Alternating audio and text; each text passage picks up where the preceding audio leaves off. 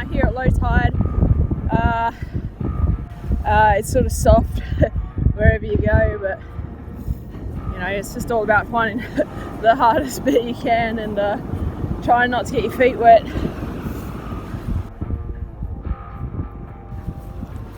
The forecast is 75% chance of showers most of the day, 5 to 10 mil. It's rained quite a bit this morning, so hopefully the rain does hold off. Wow, the clouds are a bit angry back there. Hopefully that's just what's blown over. The wind isn't too bad. It was meant to be like 64k wind today. Hopefully most of it will be behind me, if not from the land. So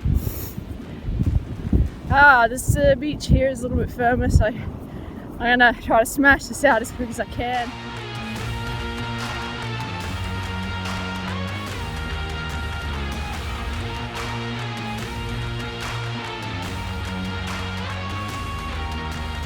The old saying, there's no such thing as bad weather, only bad equipment. Well, I 100% agree with that. Like, the weather out here is not great. It actually looks nice and sunny there, but it's not. Okay, that's the only patch of blue in the sky at the moment.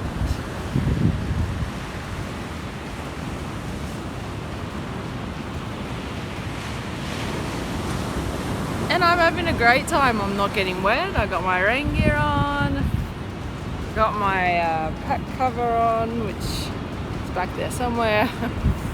And it's actually not too windy, so I'm really enjoying it so far. I'm just trying to keep my feet dry and outrun the waves as they come up. Trying to stick to the hardest stand I can find. So yeah, no such thing as bad weather.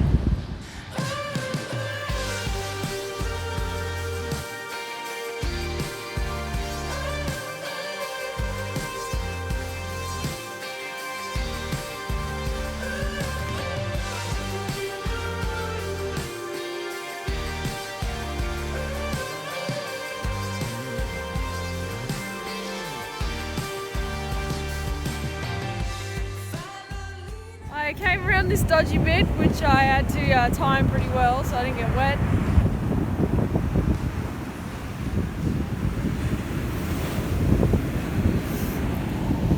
Oh, it's coming up a bit again. I think it's time to move.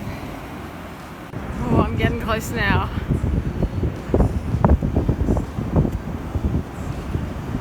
Sign's looking a little sad, but thankfully it is still standing. And I only assume that it means to go up there. Boy, it's coming down hard now. Boy. Thank God back is to wind. 11:50, so only a couple of hours from high tide, and I wouldn't want to leave it any later. And that was one hell of a storm that just came through. Now the bloody sun's out again. It's only 500 metres apparently to Bridgewater Lake, so I might quickly check that out. And then back to this intersection to carry on to Springs Camp. It's only 12 o'clock, so it's pretty early, but I would love to dry out and access some water to clean off my phone. It's full of sand.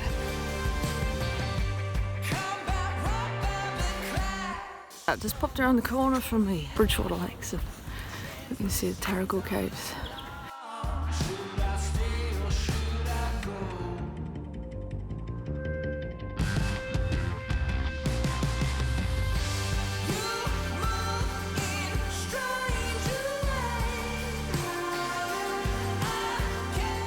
Well, back to the junction. I went out to the Bridgewater Lakes and then I went on to the Terrigal Caves to check them out. In total, it took me an hour, exactly an hour to go there, have a look, stop, eat a Snickers, have something to drink, take lots of photos and walk back to the junction. So I reckon that added about 1.4 Ks to my day. But look, I highly recommend doing it. Bridgewater Lakes is beautiful. You know, it's similar to the Swan Lake and the other one before that. But yeah, very beautiful. And the caves look awesome. They're just sort of jutting out of the cliff face right next to a road. So if you aren't feeling up to it, you can definitely drive there, no problem, when you finish your trip. So yeah, took an hour out of my day. It's now 1 o'clock. So it's I definitely recommend it. If you're not feeling up going to see the caves, well, if you just keep going along the track, you can actually see them from the trail. They're just in next to the road there.